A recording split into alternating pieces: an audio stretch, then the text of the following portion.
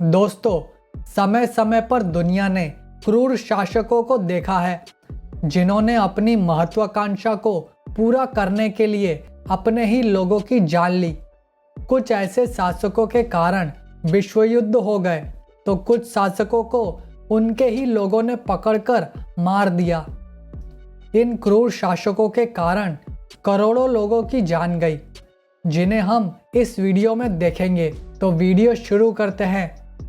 Muammar Gaddafi. Colonel Gaddafi के नाम से जाना जाने वाला इस शासक ने लीबिया पर 42 सालों तक राज किया, जो कि अरब देशों में सबसे अधिक समय तक शासन करने वाला क्रूर तानाशाह है। गद्दाफी ने हजारों लोगों को मौत के घाट उतार दिया था। गद्दाफी के आसपास हमेशा सुंदर महिला बॉडीगार्ड तैनात रहती थी, जिस कारण उसकी दुनिया भर के अखबारों में तस्वीरें छपने लगीं। कई खबरों के मुताबिक वो अपने लोगों पर छोटी सी छोटी बात के लिए जुल्म किया करता था, बल्कि उन्हें बड़ी भयानक सजा दिया करता था। अमेरिका के साथ गद्दाफी हमेशा पंगे लिया करता, पर हर बुरे काम का बुरा अंजाम होता है, और वैसा ही हुआ। लीबिया के लोगों ने ही गद्दाफी को दौड़ा दौड़ा कर मारा।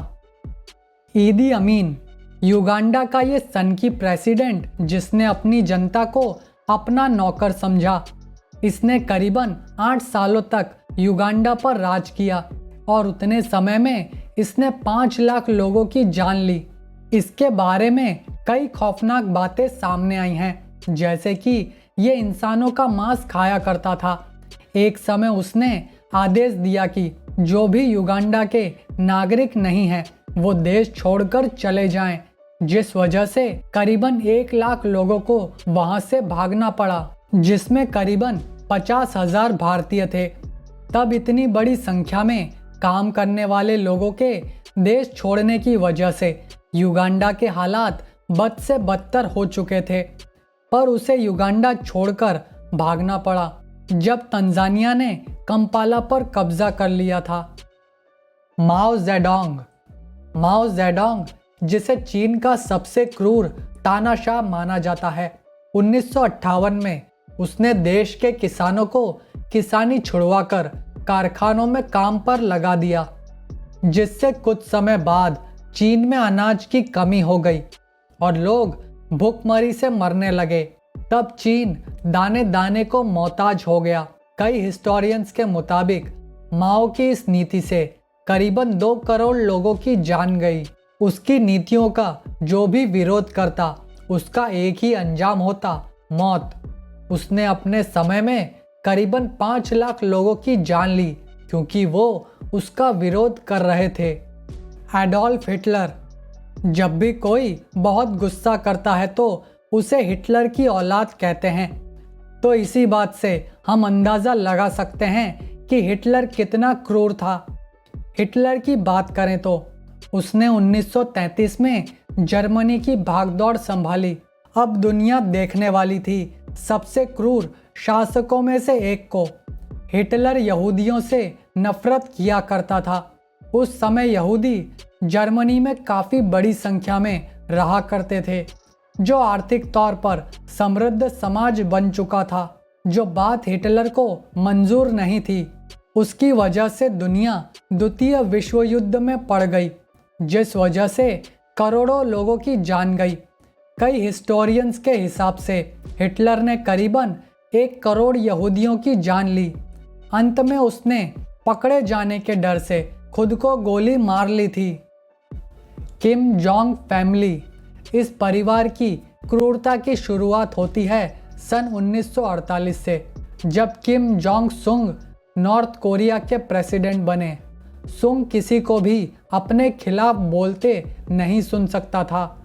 इसके विरोधी कहाँ गायब हो जाते, वो आज तक कोई नहीं जानता।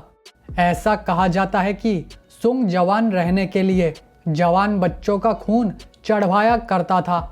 किम जोंग इल अपने पिता से एक कदम आगे ही है क्रूरता के मामले में।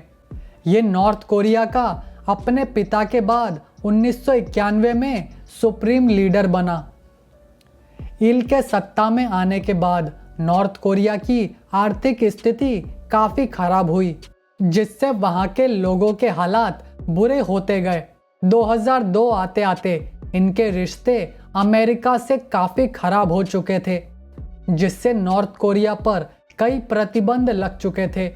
2011 में इल की मौत के बाद किम जोंग उन ने नॉर्थ कोरिया की कमान संभाली। अब इसके बारे में तो हम सभी ने इसकी क्रूरता की बातें सुनी हैं। किम जोंग उन केवल अपनी जनता पर ही अत्याचार नहीं करता है, बल्कि ये दुनिया भर के देशों को उकसाता है, जिससे कई बार स्थितियां खराब हुई हैं। ये अपने लोगों के साथ ऐसा व्यवहार करता है जैसे कि वो इसके गुलाम हो। ये जो चाहता है वही नॉर्थ कोरिया में होता है। फिर वो लोगों को कैसे बाल कटवाने से लेकर लोग क्या काम करेंगे, वो सब यही बताता है। और बात न मानने पर मौत की सज़ा मिलती है। तो ये था आज का वीडियो। तो फिर मिलते हैं अगले वीडियो में। तब तक खुश रहें, खुश रखें, और हाँ, मेरे चैनल को सब्सक्राइब करें और मेरे वीडियोस को लाइक और शेयर करना मत भूलिएगा। धन्यवाद।